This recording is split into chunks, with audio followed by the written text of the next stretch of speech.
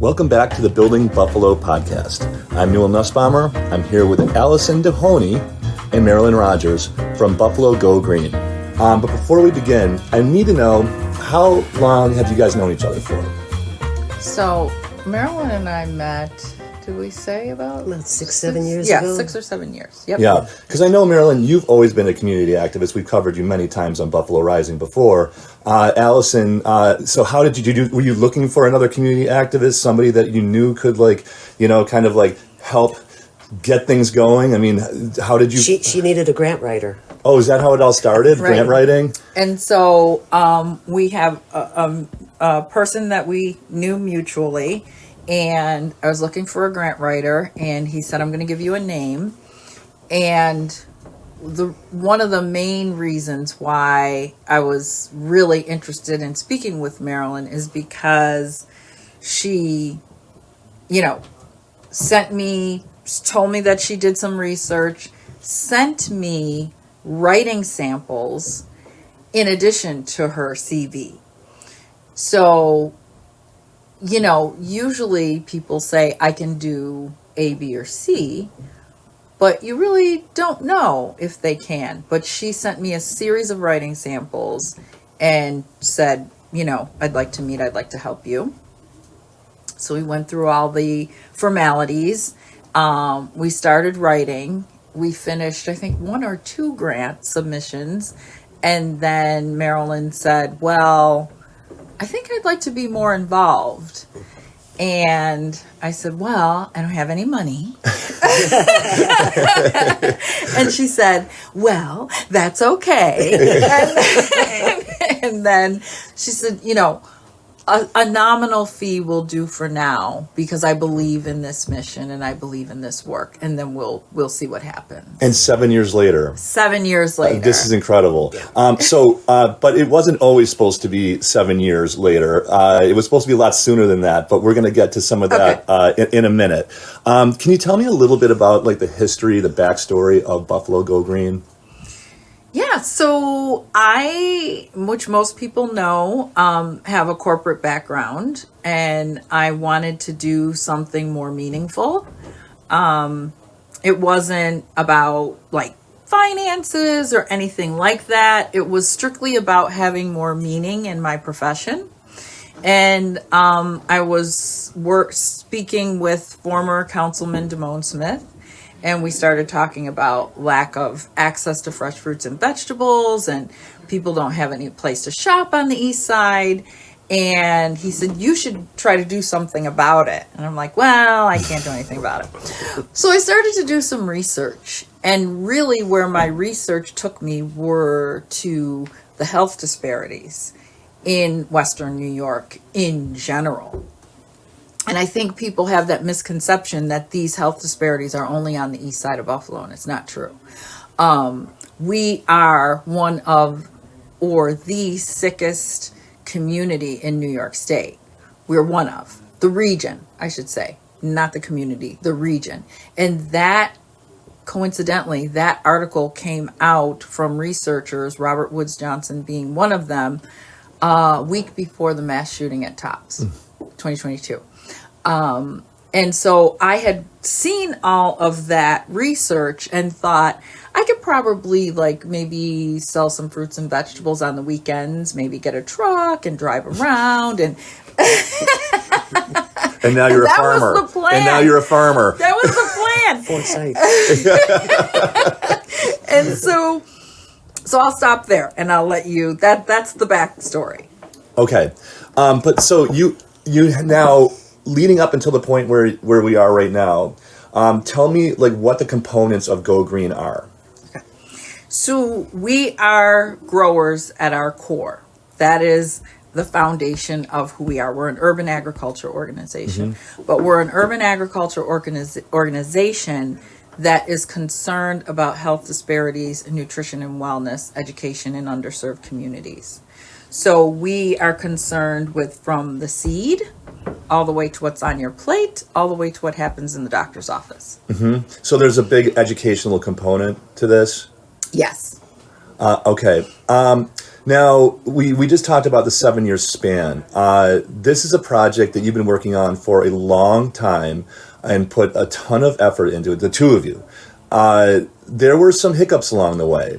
Absolutely. There were some hiccups along the way. I don't know if you even want to talk about that, or because you always want to talk about the positive aspects. But I think in order to like talk about the positive aspects, you have to also talk about like really the road that's taken you like this far. Like, I mean, there were times where I'm sure that you thought, "Why am I doing this?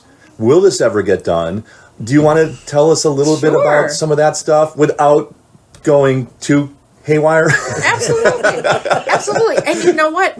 I don't really have to worry about going too haywire because there have been more positives than negatives. But certainly, any endeavor that's meaningful, and especially when you have no money, there are going to be hiccups. So in the early years, you know, in the spring and summertime, things would be going on. And then in the winter, I was like, I can't do this. Like, I'm never going to make any money. This is so much work and this is seasonal, and I couldn't see how I was going to take it from seasonal to year-round production and work and income and revenue and projects. I didn't have that clear vision yet. So there's an article, it's from years back, in Psychology Today, and on the cover is a picture of an entrepreneur on a mattress with no sheets, and he's curled up in a fetal position, and it says entrepreneur on top. And it's true. There are so many moments like that. There are in the wintertime. Keep going.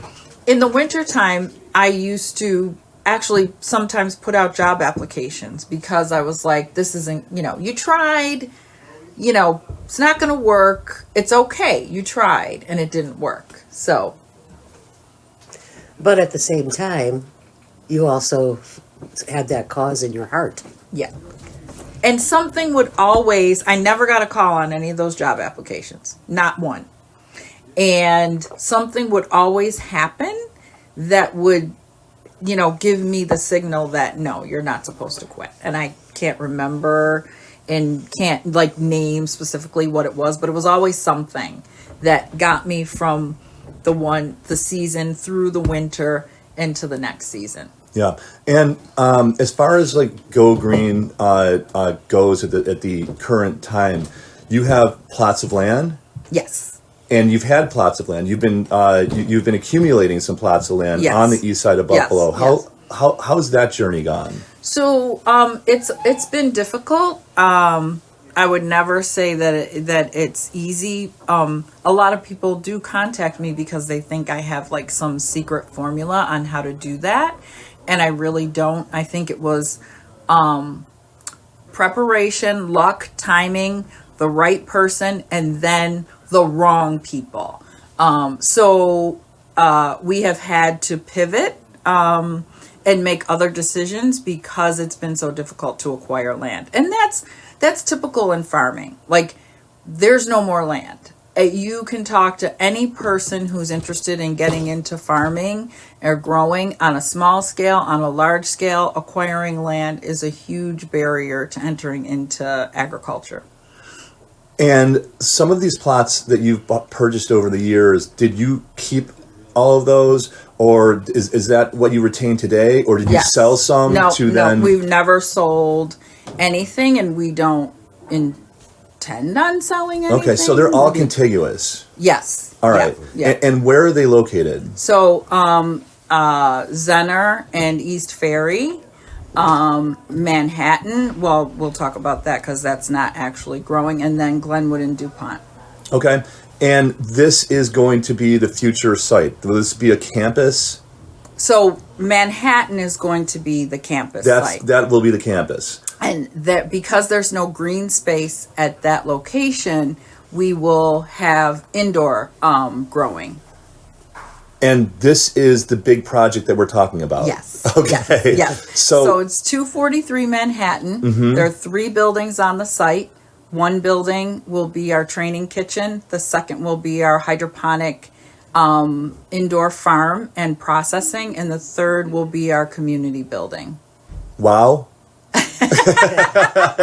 Yes. Are you kidding me? No, we are overjoyed and we are so grateful. We're just overjoyed about this opportunity, this being able to realize our vision. Yeah. And, Marilyn and I, while we do spend the majority of our day working, we do spend a lot of time just on that friendship and sisterhood piece where we are just grounded in gratitude. Grounded in gratitude. I love that. For She's right. everything that we have been able to do. Her sitting at her beautiful home doing her work, and me at my home doing my work, and us putting it together and getting a team together and figuring out how to support that team and grow the team, and figuring out how to create a culture of, not only a place where you work, but a place where people want to work. And I feel like we're not great.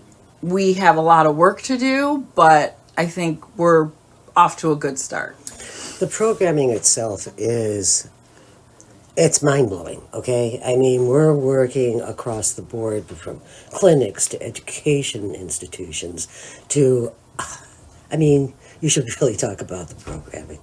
Some of the stuff that we're doing. I mean, and then, we're talking with a cancer group right now. Yeah. We've expanded the veterans programming and teaching and such. It's wild. Yeah. There aren't enough hours in the day, but when you work for someone, Newell, you know me, I'm 71 years old. Okay? Yes, I do know. And I've done a lot of different things in the past. Right. She's the best boss I've ever had. That's great. And that's the only thing that's keeping me going. and to her point, wherever we go, someone always knows her from somewhere, or somehow there's some connection to her past work, which, we're so fortunate to have someone with a body of work, especially in the same community. She knows the city, she knows the history, and it may not seem like that's important, but it really is important when you're building relationships and trying to get things done. And she's a fighter. Yes. Yes. You know what's really cool about the history? I did some research. All three of our farm sites are on the original 1901 map of the Pan Am? Holland Land Survey. It's historic farm acreage. Oh, no kidding. All three of our sites. Wow. Yeah. Were these sites, before you got a hold of them, were they compromised? Oh, yeah. Oh, yeah. What do you mean You compromise? mean like buildings that were torn down? Well, buildings that were torn down, or lead abatement, all of that sort of stuff. yeah. I would imagine there's probably not. Yeah. So That's why we don't grow in the ground. Right. right. Yeah, This is all. Yeah. So you're not doing any. So you raised beds where your farm sites are, The and then greenhouses, obviously the hydroponics and all that stuff coming will all be in the greenhouses. Yep. Okay. Gotcha. We even put raised beds in our greenhouses. Oh, really? Yes. Okay. Yeah. Yeah. So we've got a total of 6 greenhouses. Yes. That are 30 currently raised- operational. 30 external outdoor Raised raised beds. beds. And then, it's the old Buffalo concrete, actually. Oh, is that big right? old pole barn in there, there's 4,500 square feet of growing space, can produce an additional 3 to 4 tons annually of fresh produce, and that's 12 months out of the year, which is more affordable because you're cutting out the transportation fees, and it's more nutritious because everything that's delivered from Buffalo Go Green is always harvested that morning. That's right. So you're not losing. How many, like, if it's been on the truck or on ice for 2 or Packed 3 in days, ice, yeah. you're down to about 70%, even 60% of the nutritional value. Yeah. So you're really just filling your stomach. Right. You know, Right. so- Right.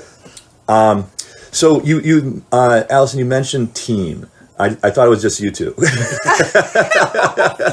I can't get on my knees and bark.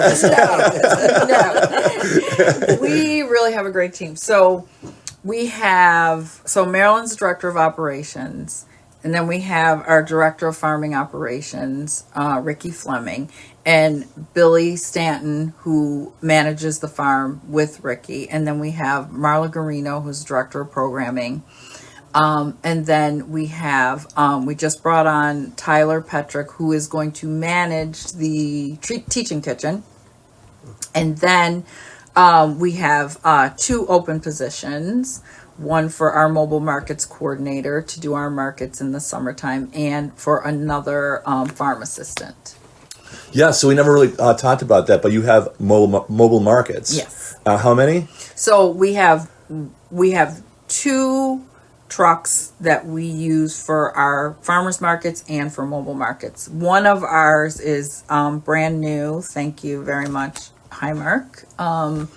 They purchased this truck for us. We were able to custom design it, and it is actually designed with refrigeration, a sink, a place to do cooking demonstrations, and then our produce display that comes down and hangs like off of the truck. Yeah, the side lifts up like an awning over the produce. Oh, nice. It's like going to Gersh shows, but on wheels. Yeah, I've actually seen it. I've seen it around town. So without encompassing this new project, which is going to be just fabulous, is Go Green right now, is it self-sustaining? So it's so interesting you asked that, because like I said, I have a corporate background. Mm-hmm. So now I'm, had to take that hat off and learn not-for-profit. So not-for-profits like to pretend that they're not businesses, but they are. Mm-hmm. And so, in the for-profit world, you do your 3-year projections, your 5-year projections, but in not-for-profit, you can project all you want to. If the funding doesn't come in, you have nothing. So when you ask me that question, I can say yes, today, tomorrow, for the rest of 2024, but we have to constantly keep applying for funding. We're in the process of doing a capital campaign. Are we in a good financial position? Absolutely. But we still need to keep bringing in funding to maintain, because we're not selling widgets, right? So we are working on things that we can sell outside of our produce, which is good, but we don't have the acreage to sustain ourselves as far as produce goes. We have to have programming in conjunction with that. Yeah. Yep. So what you're growing, are you selling this? Are there? I mean, I know there are different programs. Mm-hmm. Like, how do people? How do you make that all work?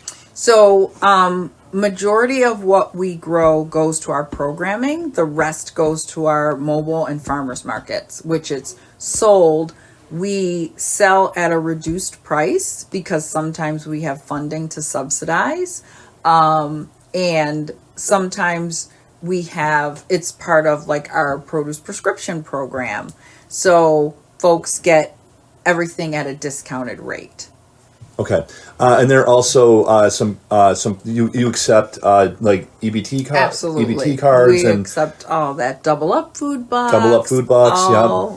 There's a market that we partner with other folks along with Key Bank over at Delvin Ryder Community Center, mm-hmm. and they get special vouchers that Key Bank subsidizes for every person that comes in. They get 2 $5 vouchers. Amazing. Yeah, it's really great. Yeah. Hopefully once the campus gets going, once the hydroponics get going, we'll be able to do more retail sales, wholesale retail sales. Yeah. And that will help us sustain better. Will this be at all like also a community center? Yes. Yeah. So we will have space. So if block clubs want to have their meetings there, not like a community center like a Delavan Grider, but more like if someone wants to have a nutrition education class, or if someone wants to have an event where people get together and they cook together, we would have lots of space and we'll have different stations. So really we can get as creative as we want to get, but this space is for the community. At our farm, we'll have an observation center. So students, whoever wants to come and see, oh, how are hydroponics grown? You will be able to see the operation without interfering with the actual growing. Nice. Yeah. And also, yep. there's a holistic practices studio. Yeah. That's on site as well, and that'll be for yoga, meditation, tai chi. Wow, oh, that's drumming, great. Right, anything, yeah. anything that will feed the mind and spirit to go along with the stomach. So we'll hit all three. Yeah. So I would imagine, is there going to be a cafe component at all? So we're going to do we're not going to have where people can sit and Hang out. Yeah. But what we will have is like a grab and go. So you can come in to the juice bar and get smoothies. We'll have our, perfect. prepared salads or things. And what we would like to do is have, entrepreneurs from around the area, like say someone has we make, couple with the applesauce? yeah. Yeah. And you want to jar it and sell it. We want to be able to be a place where we can have pop-ups where people come, and then if it becomes a staple that we sell, so be it. But if there's an entrepreneur who says, oh, I made a hot sauce and I kind of want to see how sales would go, we can do a pop-up for you and see how your sales go, test it out. A place where, because there's a beautiful program called I See Success through Buffalo Niagara Medical Campus. And a large percentage of the entrepreneurs there are food businesses. And so maybe they're doing it out of their home. Maybe they don't have a space. So we would invite those folks to, if you need to come in at 8 o'clock after your day job and just spend a couple hours trying to perfect your recipe, this would be a space to do that. So not necessarily a commissary kitchen. No, all types of education and programming. Yeah. And even programming and education for, youth that they can get a taste of what urban farming is all about, because eventually, I'm practically too old anyway, but eventually, somebody has to be able to take the reins. Right. Yeah. And quite literally no more bowling alone. Yeah. And quite literally a taste of urban farming. Right. Exactly. You get to eat what you're growing. Right. We have a program that we're going to be introducing called Pathways, where we can introduce the second year it's a 2-year program, 11th and 12th graders. In January, when the kids go into 12th grade, we hook them up with advisors from historically black colleges and universities to talk about higher education and degree programming in regards to, you hit the way that agriculture changes now as far as degrees, even drones. We don't have a historically black college or university in New York State, but our closest one is Central State in Dayton, Ohio. So we have formed a partnership with them because we need to funnel people into agriculture. And everybody's not going to want to be a grower, and that's okay, but there's ag finance, there's soil science, there's integrated pest management, drones are being used in agriculture at a fast pace. So, but youth need to be exposed to that.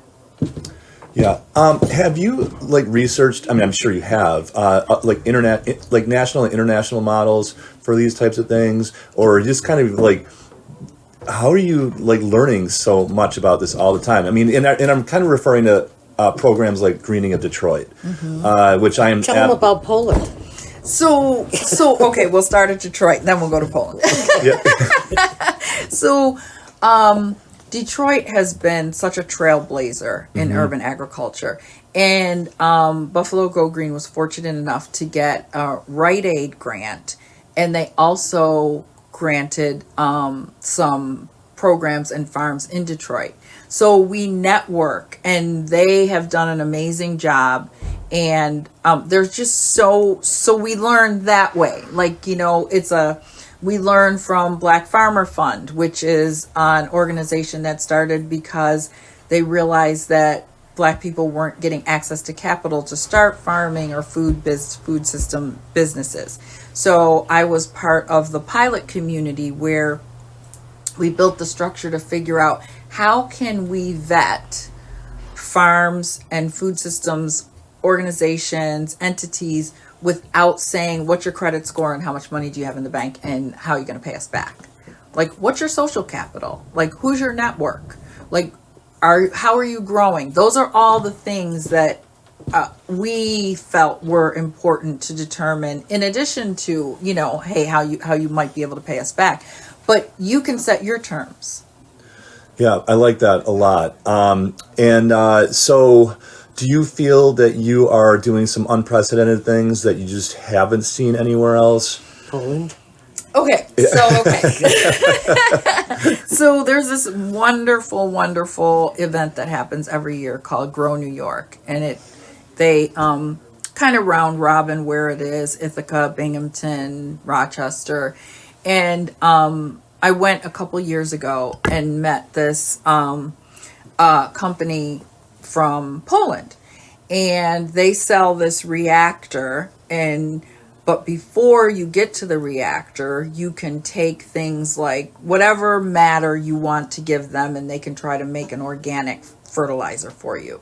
So we actually went to Poland in 2023, and we sent them what we want our fertilizer to be part of, which is coffee grounds we have so many great coffee shops, and they are just like, yeah, you want our coffee grounds? Please take them. And then also the spent matter from our breweries, which is becoming an issue because they have so much spent matter. Breweries, Yep. So, and we sent that to this company, and they are working on an organic fertilizer, not only for our soil growth, but for our hydroponic growth as well, which is huge because there are solutions, and we're kind of like, what's in all these solutions? You know what I mean? Yep. So we will be able to have control, especially on the hydroponic side, of what solutions go into growing those crops. Fantastic. So that I think might be. Yeah. Yeah, no, that's great. She's a traveling maniac. She's just so involved in everything. Even the Northeast regional food business centers, we're part of that now. Yeah, putting Buffalo on the map, huh? Yeah, of course. You don't believe the amount of work, and I mean, it's like, you don't hear much from us, but we were just given 2 awards, one from the Bills Foundation. Yep. Community Partner of the Year. Well, no way, really? Yeah. Wow. That was with Bank of America. The Bills was the champion is Bank of America. Okay. Bills is the community partner. Okay. There we go. Yeah. You started. That's great when you can't keep them all and get track of them all, right? That's a pretty good problem to have. Yeah. So and super grateful for all the support. You know what? Because there's so many causes. There's so many things going on. Nobody has to give us anything. They really don't. And so, it's always humbling to me. And like Marilyn sometimes will, she'll say, you know what, we need to get our name out there more, but we're so busy. Like we're so busy that sitting down and, thinking about, how are we gonna, and usually what we do is just show pictures of our work. That's right. And to me, that speaks volumes, because I can tell you I do anything. I can tell you anything all day long. But we just have so many, like sometimes someone will want a picture and Marilyn will be like, oh, I'm on it. And then just get like a treasure trove of pictures. Yeah. That's part of operations. It is part of operations. Yes, it is. We wear many hats. Yes. We do. So this is a pivotal moment for the East Side, but it's also a pivotal moment for Buffalo. What an exciting time that we're in right now, that we can not only dream about a project like this, but we can expect a project like this to come to fruition. Where are we right now as far as timeline goes? So we have been working. So we're working with our architect. We're hoping that we're going to be going to permitting and to the city for, check off on all the things we need to check off with the city. We've already started demolition. It's pretty much done in the building that's going to be our training kitchen. And we hope to start like within the next couple weeks. We have an amazing designer, Sherry Morse. We've picked out appliances, and we had to do these things so that the architect could have measurements. We've picked out the appliances, we've picked out cabinetry, we've picked out flooring. We're just waiting for that. We've met with the engineer regarding the electrical service and all those things that sometimes I'm like, can we just get to where we pick out the cutlery? That's Right.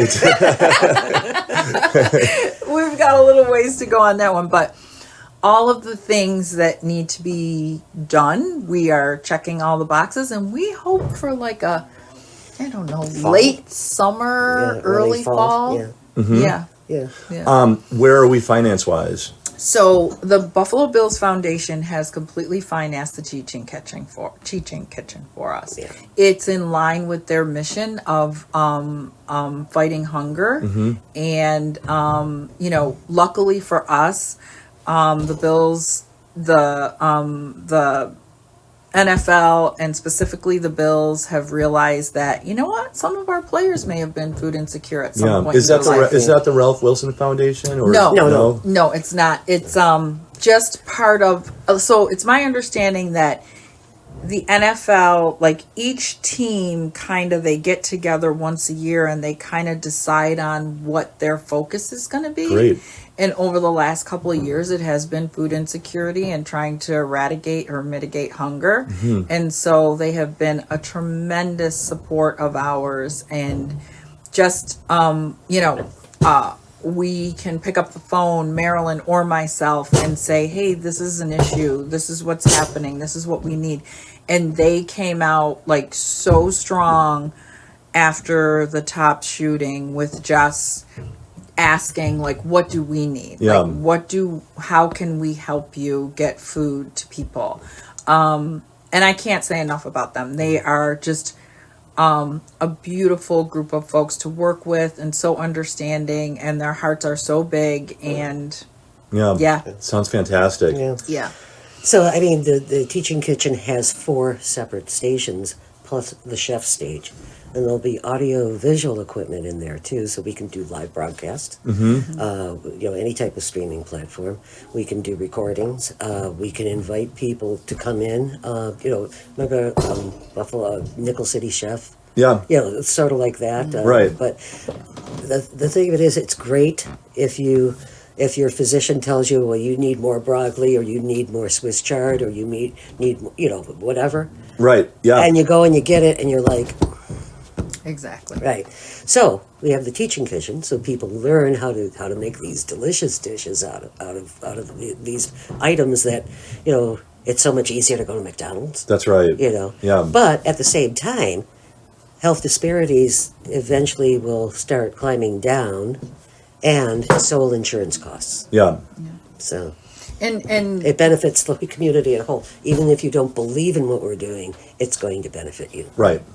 And we're so divorced as a society from our kitchens. Yeah. It's just so much easier to go someplace and pick something Our kitchens up. and our farms. Yes. Yeah. I mean, Absolutely. talk about disconnect. Yeah. Right. Well, we're going to be starting CSAs this year, too. Yes. Oh, there you go. CSAs. Yeah. Oh, that's a good one. And for those folks who don't know what that means community shared agriculture, where you sign up to receive a share, i.e. a box of whatever is in season. So you will be eating in season, hence locally. And we're excited to bring that out. And we have like about a half a dozen seniors that like we're not going to charge for their shares, and then a person can buy a share for someone who can't that's afford nice. one. Sort of like a pay it Yeah, forward pay it type forward, thing. right? Yeah, I like that. That's great. Is there anything that we haven't talked about or touched upon? Oh, a whole bunch of stuff. Okay. But All right. your phone doesn't have the battery, and I'm sure people are like, okay, this is long enough. So I guess there'll be a part 2. That'd be great. We Okay. would We would love to do We'd love to have you come down and check the place out. I would love to do that. Yeah. I will definitely do that. And you're going to supply me with some photos so we can show Right. our listenership a little bit about what's going on over there, right? And if anybody wants to check the place out before the reconstruction, you can come down on April 8th during the eclipse between 2:30 and 4:30, because we're going to be having sort of like a community introduction. Perfect. We'll show the presentations, the plans, that sort of thing. We'll have some music going on. Free eclipse glasses, ISO. Oh. It's the ISO. ISO, right? Yep. Certified. Yeah. Some produce boxes. Yep, free Stuff like produce that. boxes to the first 50 people who arrive. Yeah. Oh, that's great. And then there's a couple of other things that we'll pull out of our back pockets. yeah, Maybe- I know you will. Maybe we'll do a line dance or something. Yeah, I thought you'd be DJing. No. Actually, I'm trying to get a hold of, and if anybody wants to do it, if you're a drummer, djembe, whatever, I'm trying to get djembe artists and dancers. But if all falls to, I already started working on a set with a DJ that I know in London. Her name is Sabs. And she's very much into Afrobeats, and the two of us are cooking up something. Oh, perfect. To fall back on. Yeah. So. Well, Allison, Marilyn, it has been an absolute pleasure having you here today. And once again, we will do this again. Thank you so much. That's so great. Thank you, Newell. Okay.